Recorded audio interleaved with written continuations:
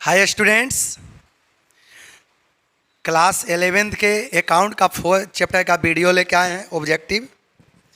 इसके पहले आप लोग को चैप्टर 3 तक वीडियो चला गया है।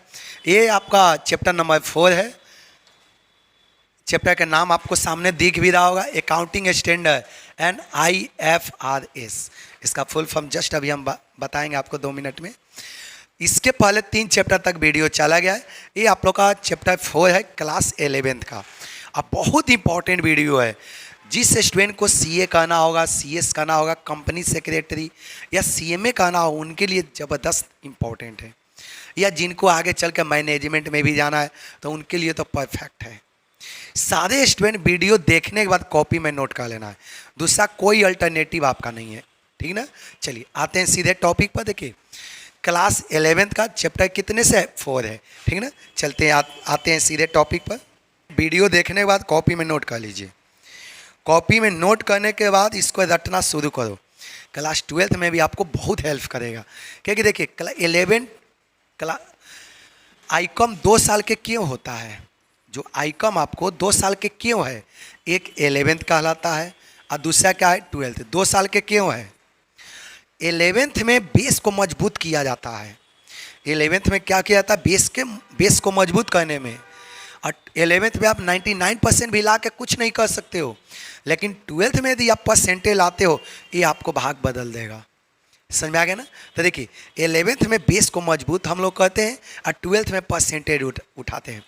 तो जिस स्टूडेंट का यदि 11th में परसेंटेज ठीक हो गया, जिस स्टूडेंट का यदि 11th में परफॉर्मेंस सही हो गया, तो 12th में 100% परफॉर्मेंस सही होगा। ये माइंड में बैठा लेना है, ठीक ना। आते हैं सीधे टॉपिक पर। आपका चैप्टर 4 है। चैप्टर का नाम क्या है, अकाउंटिंग स्टैंडर्ड। कोई दिक्कत। चलिए आते हैं क्वेश्चन नंबर 1 पर। देखिए बहुत ईजी क्वेश्चन है। Accounting standard board war establish in, बताइए। बोला है कि अकाउंटिंग स्टैंडर्ड बोर्ड जो है ना, कब इस्टेब्लिश हुआ था। Accounting standard board war establish in 1971, 1990, 1977, 1980। तो याद रखना अकाउंटिंग स्टैंडर्ड जो बोर्ड है ना, वो आपको कब इस्टेब्लिश हुआ था, 1977 में। इसको कॉपी में नोट करो। आपको GK GS में भी पूछता है। कल के डेट में कोई मान लें कि गवर्नमेंट संस्था में कोई जाना चाहते हैं, गवर्नमेंट का प्रिपरेशन करना चाहते हैं, उनको भी GK GS में आता है कि अकाउंटिंग स्टैंडर्ड बोर्ड का कब इस्टेब्लिशमेंट हुआ था। तो कब हुआ था, 1977 में। अगला पॉइंट देखिए, accounting standard 6 is related to. देखिए टोटल अकाउंटिंग स्टैंडर्ड जो है ना 28 है, और इंडियन अकाउंटिंग स्टैंडर्ड इसको बोला जाता है इंडियन अकाउंटिंग स्टैंडर्ड। ये टोटल कितने से है, 32 है। इसी तरह से अकाउंटिंग स्टैंडर्ड 1, अकाउंटिंग स्टैंडर्ड 2, 3, 4, 5, 6 इसी तरह से पूरा है। तो बोला है कि अकाउंटिंग स्टैंडर्ड 6 क्या है, क्या नाम है, मतलब अकाउंटिंग स्टैंडर्ड 6 का क्या नाम है। समझ आ गया ना। आपसे क्या पूछा है, accounting standard 6 related to. Accounting standard 6 आपका किससे रिलेटेड है, revenue recognition, valuation of inventory, depreciation accounting, lease. तो देखिए अकाउंटिंग स्टैंडर्ड 6 जो है ना, किससे आपको रिलेटेड है, डिप्रिसिएशन से। ये नाम है अकाउंटिंग स्टैंडर्ड 6 का, क्या नाम है पूछ देगा तो याद रखना डिप्रिसिएशन। इसी तरह से देखो टोटल 32 गो है, उसमें एक एक करके सबको दिया हुआ है। समझा, 1 का नाम क्या है, 2 का नाम क्या है, 3 का नाम क्या है। इसी तरह से पूछा है कि अकाउंटिंग स्टैंडर्ड 6 का नाम क्या है, तो इसका नाम क्या है, डिप्रिसिएशन है। नेक्स्ट पॉइंट चलिए, accounting standard 9 is related to. अब देखिए यही है, ये भी पूछा है। Accounting standard 9 is related to. Accounting standard 9 किससे रिलेटेड है, जैसे ये पूछा था उसी तरह से है। इसका सिंपल मतलब है कि अकाउंटिंग स्टैंडर्ड 9 का नाम क्या है। आपसे क्या पूछा है, नाम पूछा है कि अकाउंटिंग स्टैंडर्ड 9 का नाम क्या है। तो देखिएगा, revenue recognition, depreciation accounting, accounting for fix assets, cash flow statement. इसका अकाउंटिंग स्टैंडर्ड 9 का क्या नाम है, रेवेन्यू रिकॉग्निशन। इसका क्या नाम है, रेवेन्यू रिकॉग्निशन। कोई दिक्कत। नेक्स्ट पॉइंट चलते हैं फटाफट। देखिएगा, until now accounting standard has been issue by institute of chartered accountant of India. Chartered आपको देखिए इसको बोलते हैं ICAI, ICAI, institute of chartered accountant of India. बोला है कि कितना एस इशू किया है, AS। इसको ICAI का फुल फॉर्म क्या होता है? Institute of chartered accountant of India. ये टोटल कितना एस दिया है? 32। ये टोटल कितना एस दिया है? 32। आपको ये जीके जीएस में भी आता है, बोलेगा आपको कि अकाउंट ICAI टोटल कितना अकाउंटिंग स्टैंडर्ड इशू किया है, तो टोटल 32 वो अकाउंटिंग स्टैंडर्ड दिया है। चलते हैं नेक्स्ट पॉइंट पर। देखें next point, under which section of amendment company act 1956 it is required that the profit and loss account and balance sheet of company should comply accounting standard। बोला कि किस, देखिएगा किस सेक्शन में लिखा हुआ है कि profit and loss account and balance sheet company को पालन करना चाहिए।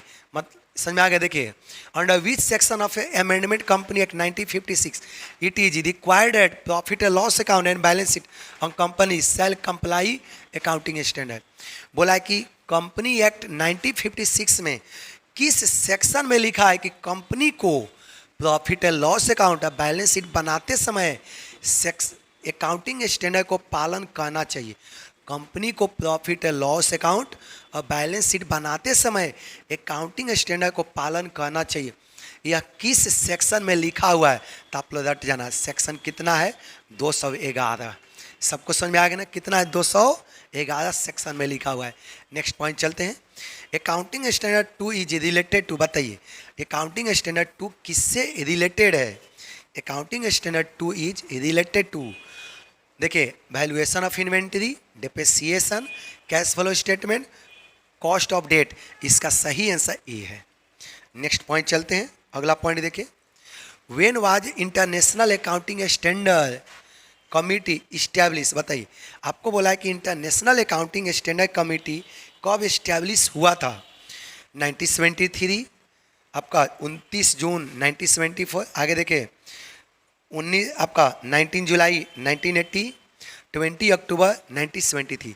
कब इस्टेब्लिश हुआ था? इसका पहला आंसर है 29 जून 1973 को। नेक्स्ट पॉइंट लिखा है हेड ऑफिस ऑफ IASC। इसका हेड, इसको बोलते हैं इंटरनेशनल अकाउंटिंग स्टैंडर्ड कमेटी। बोला कि इसका हेड ऑफिस कहाँ पर है? इंटरनेशनल अकाउंटिंग स्टैंडर्ड कमेटी का कनाडा, इंग्लैंड, अमेरिका, फ्रांस। तो याद है इसका हेड ऑफिस कहाँ पर है? इंग्लैंड में है। सबको समझ, ये बहुत इंपॉर्टेंट आप लोग के लिए, CA के लिए। देखिए head office of international accounting standard committee, international accounting standard committee का हेड ऑफिस कहाँ पर है? इंग्लैंड में है। नेक्स्ट पॉइंट चलते हैं, अकाउंटिंग स्टैंडर्ड आर यूजफुल। बताइए अकाउंटिंग स्टैंडर्ड किसके लिए यूजफुल है? For government, for investors, all of them, four auditors. इसका सही आंसर क्या है? C है। अकाउंटिंग स्टैंडर्ड सभी व्यक्ति के लिए इंपॉर्टेंट होता है। समझ में आ गया? चाहे वो आपका गवर्नमेंट हो, उनके लिए भी आवश्यक है, या इन्वेस्टर हो जो कंपनी में इन्वेस्ट करता है, जो कंपनी में रुपया पैसा लगाता है, उसके लिए भी इंपॉर्टेंट है।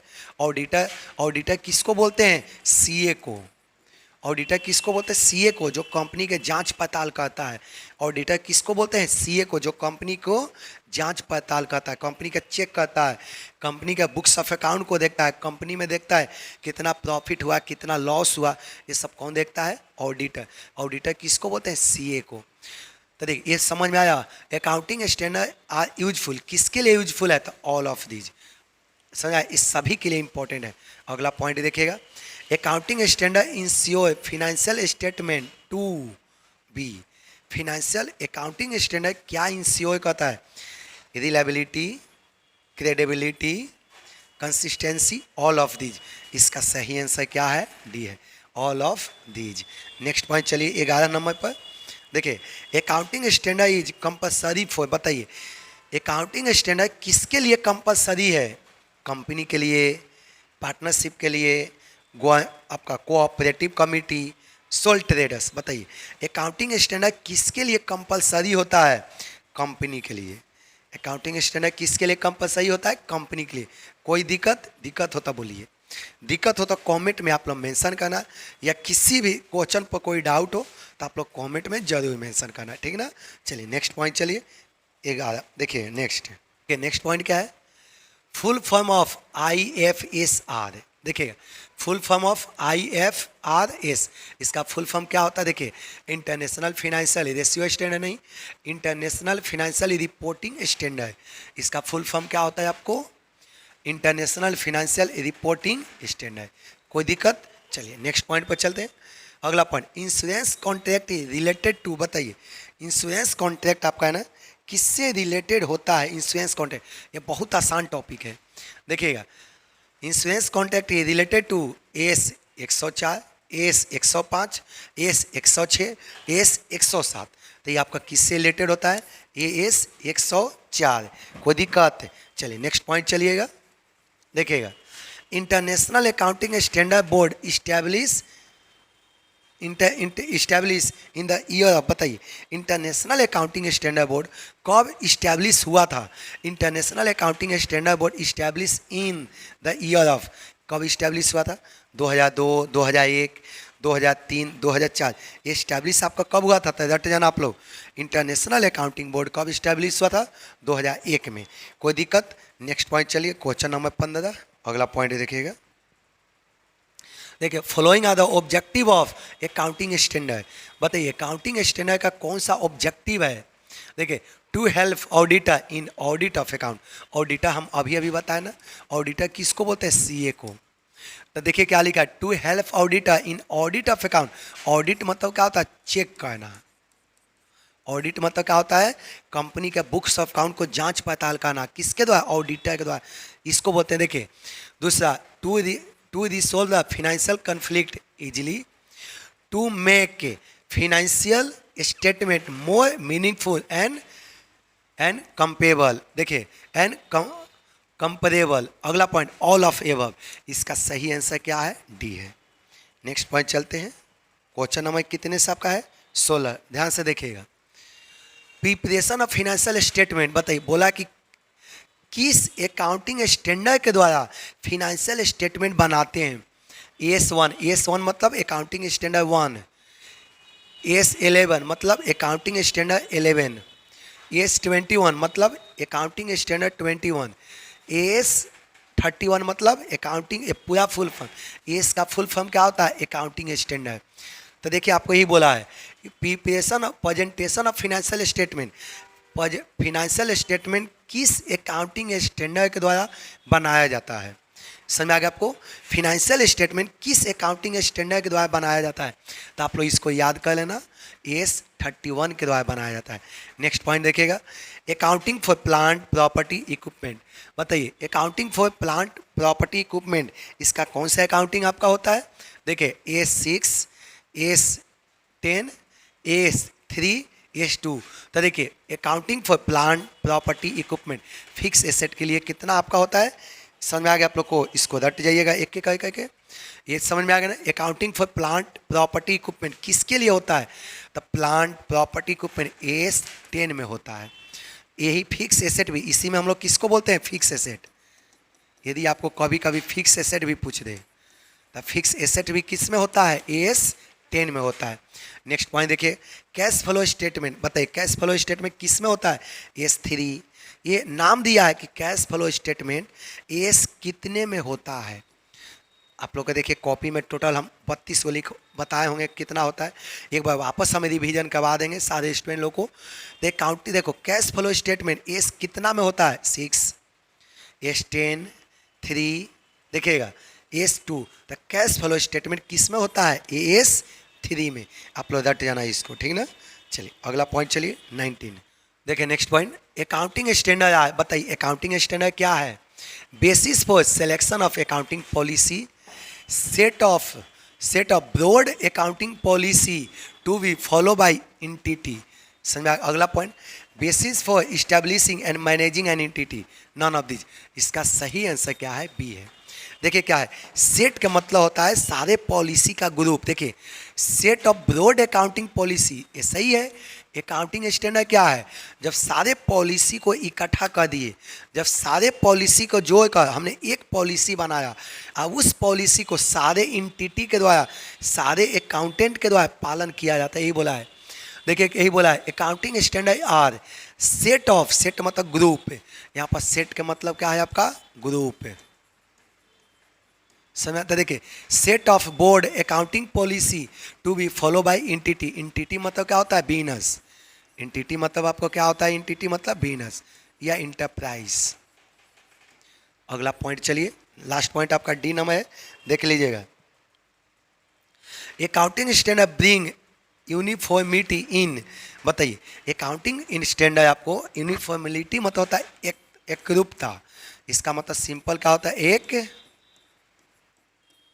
देखिए यही आपको बोला है, accounting standard bring uniformity in accounting principles, books of account, financial statement, all of the. देखिए अकाउंटिंग स्टैंडर्ड के द्वारा सारे चीज में एक जैसा हो। देखिए अकाउंटिंग स्टैंडर्ड, मान कि दो कंपनी है, कंपनी ए है और कंपनी बी है। अकाउंटिंग स्टैंडर्ड के द्वारा ही कंपनी ए का और बी का बुक्स ऑफ अकाउंट एक जैसा दिखता है। आपसे कोई पूछ दे कि दोनों कंपनी का बुक्स ऑफ अकाउंट एक जैसा क्यों दिखता है, आप समझ जाना क्यों दिखता है। क्योंकि दोनों के दोनों अकाउंटिंग स्टैंडर्ड को पालन किया है। दोनों कंपनी किसको पालन किया है? अकाउंटिंग स्टैंडर्ड को। इसी को बोलते हैं अकाउंटिंग स्टैंडर्ड ब्रिंग यूनिफॉर्मिटी इन। यूनिफॉर्मिटी मतलब क्या होता है? एकरूपता। इस समय आ गया, सारे कंपनी के अकाउंट एक ही जैसा बनता है। क्यों? क्योंकि सारे कंपनी किसको पालन करता है? एस को। सारे कंपनी किसको पालन करता है? एस को। इसीलिए सारे कंपनी का बुक्स ऑफ अकाउंट एक जैसा बनता है। चलिए, आप लोग का चैप्टर नंबर 4 क्या हो गया? समाप्त। चैप्टर नंबर 4 क्या हो गया? समाप्त।